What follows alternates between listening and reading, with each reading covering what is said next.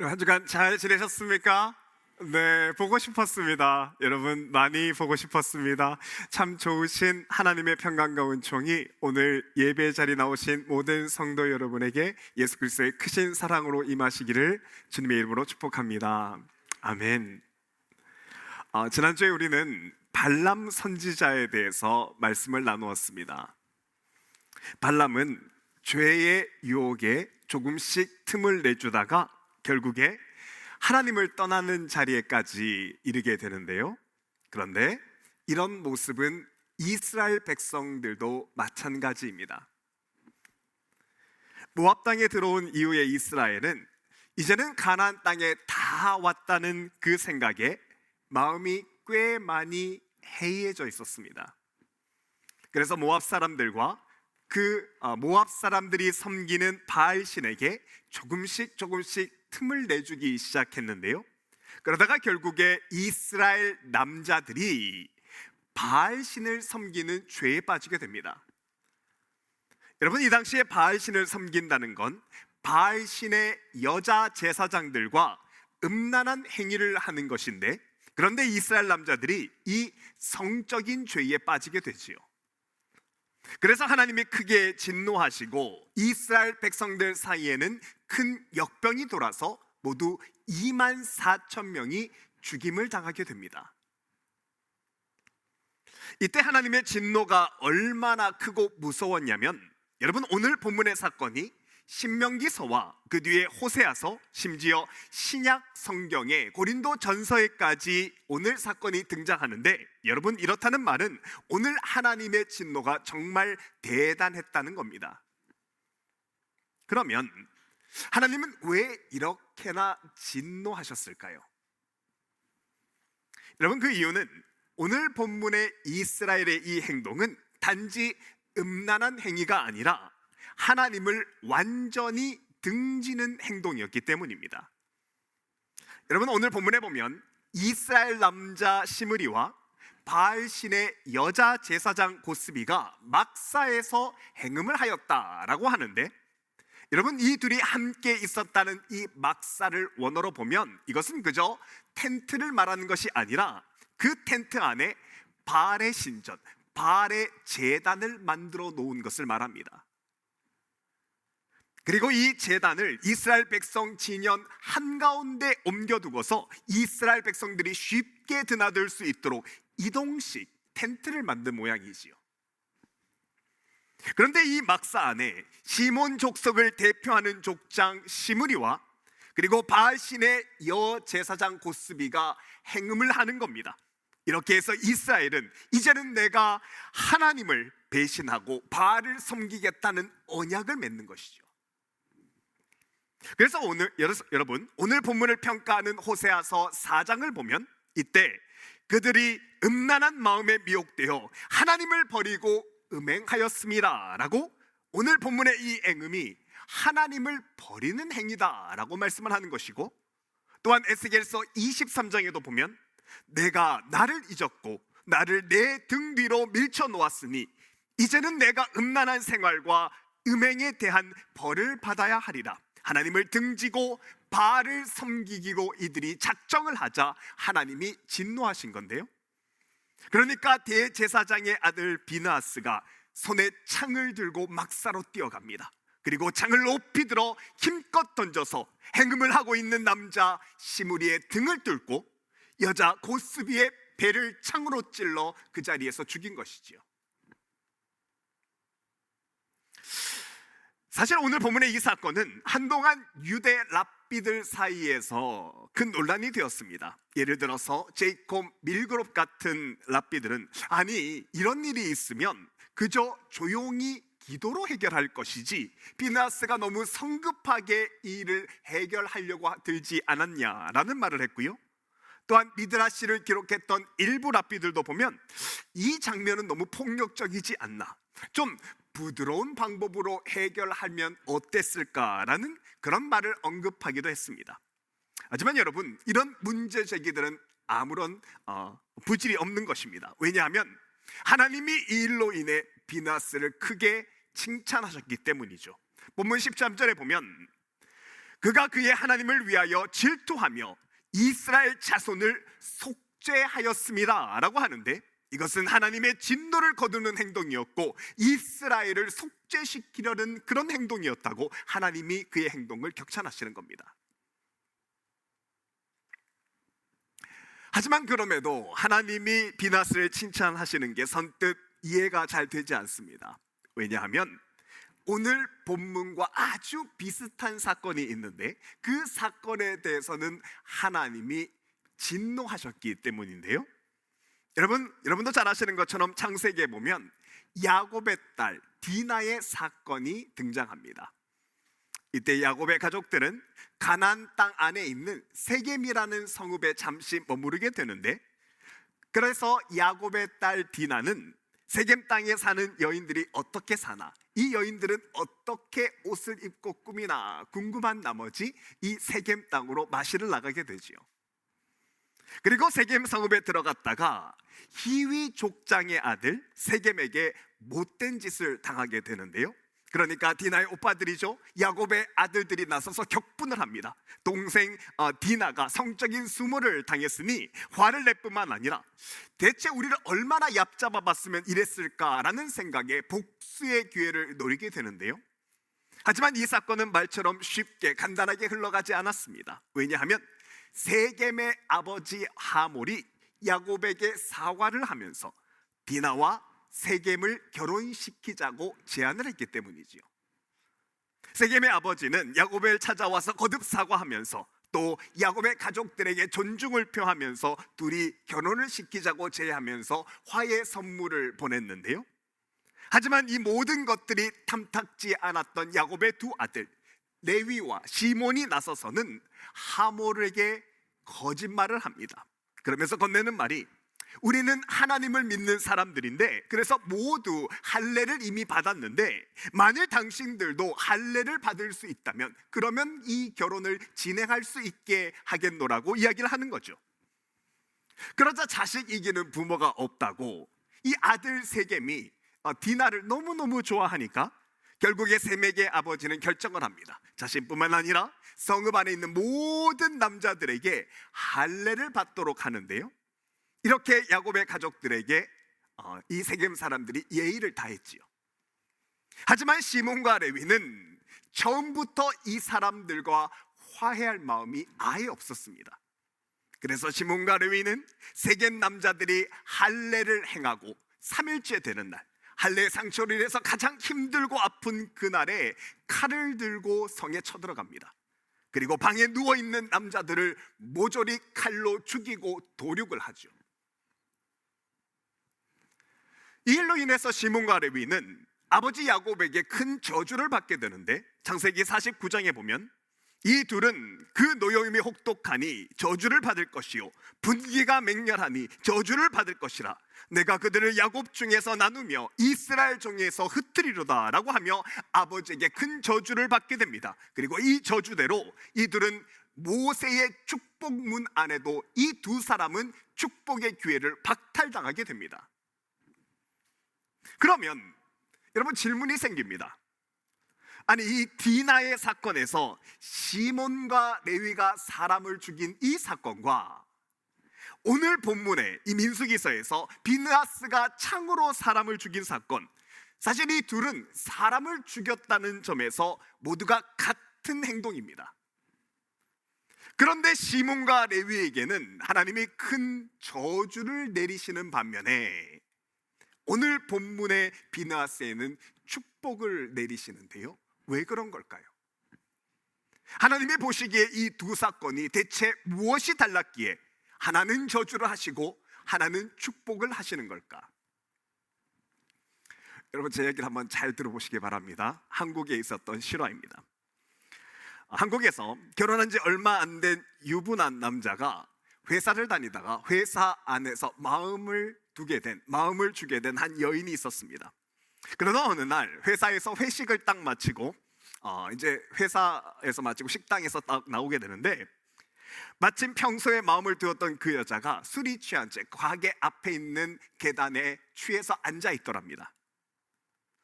이 여자가 인사불성이고 자신도 조금 취했으니까 남자가 못된 마음을 먹고는 이 여자를 집에 데려다 줍니다. 자기 차에 데려서 함께 이 여자 집 앞에까지 왔는데요, 그리고 그 집 앞에 서서 자기 어깨에 이 여자를 기대게 하고 한참을 고민을 했답니다. 이 여자와 같이 이 집에 들어갈까 말까 고민을 합니다. 하지만 그 순간 집에 임신한 아내가 생각나서 그래도 이까지 왔으니 이 여자를 한번 꼭 하나 안아보고 과감하게 돌아섰다고 합니다. 그리고 집에 돌아옵니다.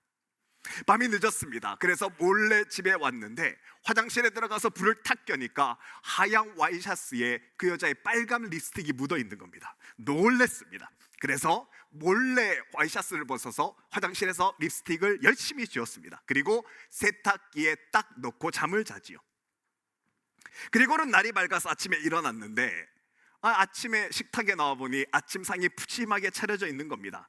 어제 늦게까지 가족을 위해서 고생하고 회식하고 온 남편을 위해서 아내가 아침을 거하게 차린 것이죠. 그리고 이제 아내가 하는 말이 마침 오늘 아기 때문에 병원에 가야 하니까 출근길에 태워달라고 이야기를 하는데요, 어제 그런 일도 있었고 마침 이제 마음도 미안해서 아내를 차에 태워가기로 이야기를 합니다. 그리고는 둘이 차를 타고서 운전을 하고 한참 가는데, 그런데 우연히 아내 발밑을 보니까 불사 어제 있었던 그 여자의 신발이 보이는 겁니다. 깜짝 놀랐습니다. 어떡하지? 어떻게 하나? 막 고민을 하다가 사거리에 신호를 받아서 차를 딱 세웠는데 얼른 드는 생각이 창문을 딱 열리고 여보 저기 보세요 하고 나서 신발을 집어서 바깥으로 던졌습니다. 이제 살았습니다. 들키지 않았으니까요. 그리고 운전을 하면서 이런 담소를 나누면서 이런저런 담소를 넘어서 이제 병원에 딱 도착했는데 아내가 고맙다고 이야기하면서 웃으면서 딱 나가는데 아내가 발밑을 보면서 내 신발 어디 갔지? 그렇습니다. 임신을 해서 발이 부었던 아내가 발이 아파서 신을 밑에 벗어두었는데 이 남편이 아내의 신발인 줄 모르고 어제 봤던 그 여자의 신발인 줄 알고 밖으로 던진 겁니다. 여러분 여기 질문이 있습니다. 이게 실화라고 말씀드렸잖아요. 이 남편은 바람을 피웠을까요? 안 피웠을까요? 안 피웠습니까?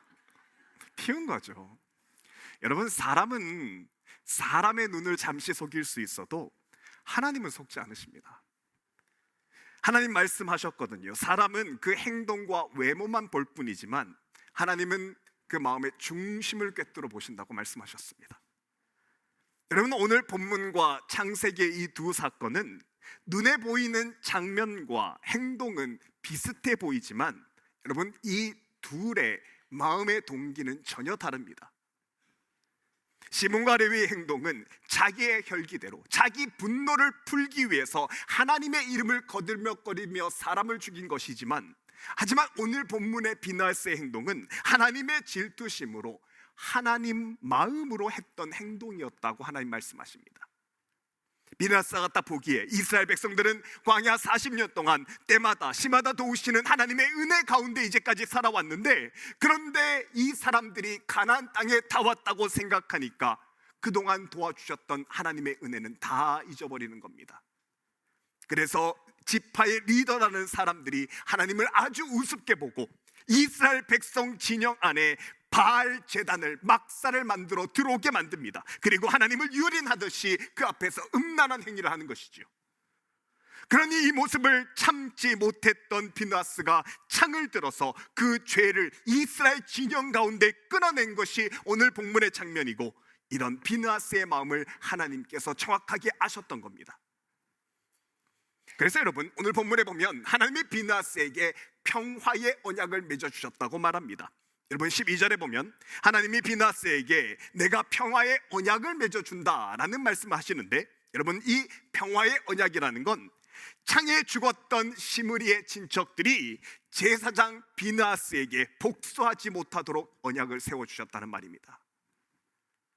하나님이 평화의 언약을 세워서 하나님이 직접 비나스의 생명을 지켜주신 것이죠. 여러분 오늘 본문의 이야기는, 이 사람 죽인 이야기는 현대법으로는 용납할 수 없는 것이 사실입니다. 본문이 성서시대를 배경으로 하기 때문에 사람 죽인 이야기를 본받자고 말씀을 나눌 수는 없는 것이죠. 하지만 여러분, 그럼에도 불구하고 이 두 개의 사건을 통해서 하나님께서 분명히 말씀하시는 것은 하나님은 사람의 중심을 보신다는 겁니다. 사무엘상 16장 말씀처럼 내가 보는 것은 사람과 같이 아니하니 사람은 외모를 보거니와 나 여호와는 중심을 보느니라 하시더라. 이 말씀처럼 우리도 우리의 마음을 정확하게 보시는 하나님 앞에 우리의 마음을 온전하게 해야 하는 것입니다. 하지만 아무리 마음을 온전하게 하려고 해도 사람은 자꾸만 넘어지는 것이 사실입니다. 믿음이 잘 서나가다가도 또 넘어지지요. 또다시 죄에 넘어가서 자신도 모르는 사이에 자신의 혈기와 성격, 죄된 본성대로 또다시 같은 죄를 범하고 마는데요. 그래서 하나님이 우리에게 히브리서 4장 말씀을 허락해 주셨습니다. 사람은 매일 말씀 앞에 서서 나 자신을 하나님 말씀 앞에 비추어 보여야 된다고 말씀하시는 것이죠. 왜냐하면 하나님의 말씀은 살아있고 활력이 있어 좌우에 날선 어떤 것보다도 예리하여 혼과 영과 및 관절과 골수를 찔러 쪼개기까지 하며 또 마음의 생각과 뜻을 판단하기 때문입니다. 오직 말씀이 나로 하여금 죄를 깨달을 수 있도록 하는 것이고요. 또한 그 다음 13절 말씀, 지은 것이 하나도 그 앞에 나타나지 않음이 없고 우리의 결산을 받으실 이의 눈앞에 만물이 벌거벗은 것 같이 다 드러난다고 말씀하십니다. 하나님 말씀 앞에 서야만 그때야 내 죄의 본성이 정확하게 보인다는 것이죠. 그래서 우리는 말씀 앞에 서야 합니다. 그리고 오늘 본문에서도 우리가 매일 말씀 앞에 설 수 있도록 하는 중요한 예를 한 가지 보여주시는데요. 여러분, 오늘 설교의 제목이 가담할 것인가입니다. 오늘 본문을 읽으면서도 여러분도 느끼셨지만 이 가담한다는 말은 오늘 본문에 여러 번 등장을 하는데요. 특히나 본문 3절에 보면 이스라엘이 바알브올에게 가담하였다라고 하지요. 사실 이 가담하였다는 말은 하나님께 했었어야 하는 겁니다. 본문에 이 사람들은 바알에게 했지만 원래 하나님께 했었어야 하는 건데요. 여러분, 이 가담했다는 말을 원어로 보면 차마드라는 말인데 이 차마드는 멍에를 함께 진다는 말입니다. 이것은 두 소가 멍에를 함께 지는 그 모습을 보고 표현하는 것인데요. 화면 한번 보시면 여러분, 농사를 지을 때 보면 두 소가 함께 멍에를 지는데 이 멍에 지는 소를, 이 두 마리의 소를 하나로 묶어서 결의소라고 말을 합니다. 아시는 분은 아실 텐데요. 이렇게 멍에를 지는 소 중에 오른쪽에 있는 소는 안소라고 해서 보통은 경험이 많고 아주 숙련된 잘 자란 큰 소입니다. 반면에 왼쪽에 있는 소는 여러분 자세히 보시면 마라소라고 부르는데요. 아직은 어린 소입니다. 이 둘을 하나로 묶지요. 그리고 이렇게 두 소가 함께 멍에를 메고서 계속해서 하루 일하면 어린 소는 경험이 많은 큰 소를 따라서 한 걸음 한 걸음씩 걸으면서 밭을 잘 가는 방법을 자연스럽게 배우게 됩니다. 처음에는 걷는 속도와 발걸음이 다르기 때문에 애를 먹는 것도 사실이지만 매일매일 멍에를 지면서 매일매일 가담하면서 어린 소가 자연스럽게 큰 소의 경험을 배우게 되는 것이고, 그러면 나중에는 어린 소의 걷는 속도도 걷는 방향도 이 모든 것이 큰 소와 같아지고 나중에는 성품과 성격까지도 닮아가게 됩니다. 그리고 여러분, 이 멍에를 지는 것은 멍에를 잘 지는 요령이 있는데요. 여러분, 이 멍에는 어린 소가 숙련된 큰 소와 발을 맞추면서 정확히 같은 방향, 같은 속도가 되어서 발걸음이 딱딱딱딱 맞게 되면 그때부터는 어린 소에 지고 있는 멍에가 힘들어지지 않습니다. 왜냐하면 이미 큰 소가 그 멍에의 무게를 다 이미 지고 있기 때문인데요. 큰 소가 인도하는 대로 한 걸음씩 걸어가면 그때부터는 어린 소의 멍에는 무게가 느껴지지 않는 것이죠. 그래서 이 사실을 잘 아셨던 예수님께서 마태복음 11장에서 그 이유 때문에 이런 말씀을 하시는 것입니다. 나는 마음이 온유하고 겸손하니 나의 멍에를 메고 내게 배우라. 그리하면 너희 마음이 쉼을 얻으리니 이는 내 멍에는 쉽고 내 짐은 가벼움이라. 여러분, 이게 예수님이 이 결의소를 두고 하신 말씀인데, 왜냐하면 하나님은 우리를 창조하셨기 때문에 우리를 우리 자신이 아는 것보다 더 잘 아십니다. 그래서 우리를 잘 아시는 하나님이 보여주시는 그 방향으로 가기 위해서 우리가 매일 주님을 보고 주님의 속도를 알고 주님의 뜻대로 가기를 노력하면 이 안에, 이 결의소의 묶음 안에 참 자유와 평안이 있는 것입니다. 그리고 이 결의소의 원리를 잘 알았던 찬송가 작사가 메리 슬레이트가 작곡한 것이 우리가 잘 알고 있는 찬송가 430장입니다. 주와 같이 길 가는 것 즐거운 일 아닌가. 이 배경에서 이 가사가 나오는 겁니다. 한 걸음 한 걸음 주 예수와 함께 날마다 날마다 우리는 걷겠네. 바로 이 결의소의 배경에서 나오는 것이죠. 내가 이제까지처럼 내가 원하는 방향, 내 속도가 아니라 나를 잘 아시는 주님의 방향에 순종할 때 주님이 내 곁에 계셔서 내가 자유를 누리게 되는 겁니다. 나를 날마다 주님께 원하시는 삶의 방향대로 가며 주님과 함께 살도록 내가 발걸음을 낮춰갈 때 주님께서 내 짐을 다 져주시기 때문에 주님의 그 놀라운 힘이 내 힘이 되는 것이죠. 사랑하는 여러분, 이 말씀을 기억하며 오늘부터 시작되는 이 한 주간 날마다 날마다 매일매일 내 곁에 계신 주님과 한 걸음씩 걸어가실 수 있기를 바랍니다. 내 발의 방향이 주님이 원하시는 곳인지, 내 속도가 주님이 원하는 속도인지 내 곁에 계신 주님께 항상 물으며 주님께 어깨를 가담하는 우리의 삶이 되기를 바랍니다. 그래서 매일 하루하루 주님의 말씀에 청종하며 하나님이 서라 하시면 그대로 서고 가라 하시면 주저없이 달려가는 하나님의 사람이 되어 주님이 주시는 참 자유와 기쁨의 삶을 사시는 저 여러분의 복된 한 주간의 삶이 될 수 있기를 주님의 이름으로 축복합니다.